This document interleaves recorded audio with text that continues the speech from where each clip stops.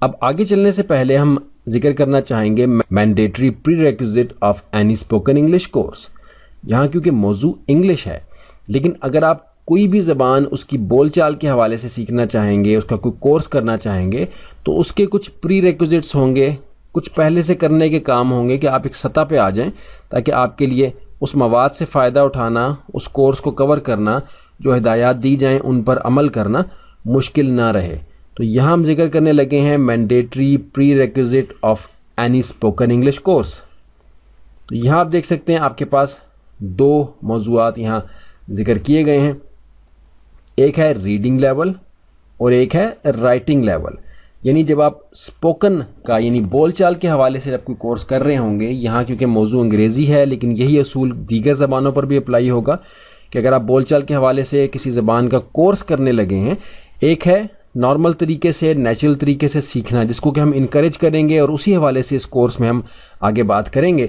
लेकिन जब आप किसी जगह दाखिला ले रहे हैं, किसी इदारे में सीखने के लिए जा रहे हैं, किसी एकेडमी को आप ज्वाइन कर रहे हैं, कतई नज़र इस कोर्स के जो हम करने लगे हैं, जब आप किसी इदारे में किसी उस्ताद से पढ़ने जा रहे हैं, तो उस सूरत में रीडिंग लेवल आपका क्या होना चाहिए, राइटिंग लेवल आपका क्या होना चाहिए। अगरचे इस कोर्स को करने के दौरान जो तरीक़ाकार हम कवर कर रहे हैं उसमें ये रिक्वायरमेंट नहीं है, क्योंकि ये स्ट्रेट अवे स्पोकन का कोर्स है और हम ये चाह रहे हैं कि इस कोर्स को करने से पहले आपकी जो सतह है वो कम से कम इतनी हो कि आप तहरीर को पढ़ सकें अंग्रेज़ी ज़बान में और सुनकर कुछ समझते हों।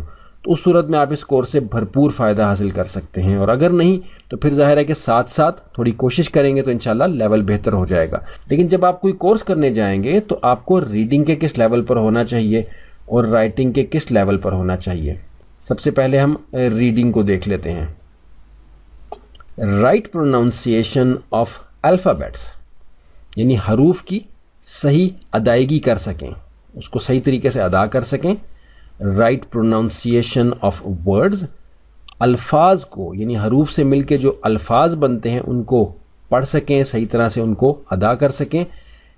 एनी अंडरस्टैंडेबल रीडिंग स्पीड, यानी कोई भी ऐसी रफ्तार पढ़ने की, तहरीर को पढ़ने की जो कि समझ में आ सके। अगरचे रफ्तार कम हो, बहुत कम हो, लेकिन सुनने से वो समझ में आ जाए कि आप क्या पढ़ रहे हैं। तो ये बिल्कुल प्रैक्टिस से हो जाता है, कोई इतनी मुश्किल बात ये नहीं है, कोई इस बारे में आपको परेशान होने की ज़रूरत नहीं है।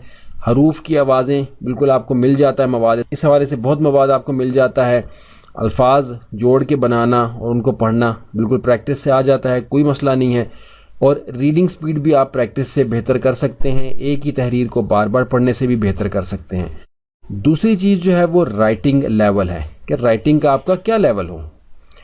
कैन राइट हिज और हर इंट्रो, यानी इंट्रोडक्शन, अपना तारुफ लिख सकते हो। Can write words by looking at them, अल्फाज को देख कर लिख सकते हो, यानी आप देख रहे हैं कि एक लफ्ज़ लिखा हुआ है, तहरीर लिखी हुई है, उसको आप देख कर लिख सकें। कैन डू रेगुलर प्रैक्टिस, और बाकायदगी के साथ मश्क करने के लायक हों। तो बस इतनी सी ज़रूरत है, इतने से प्री रिक्विजिट्स हैं किसी भी ज़बान की बोलचाल के हवाले से कोई भी कोर्स ज्वाइन करने के लिए।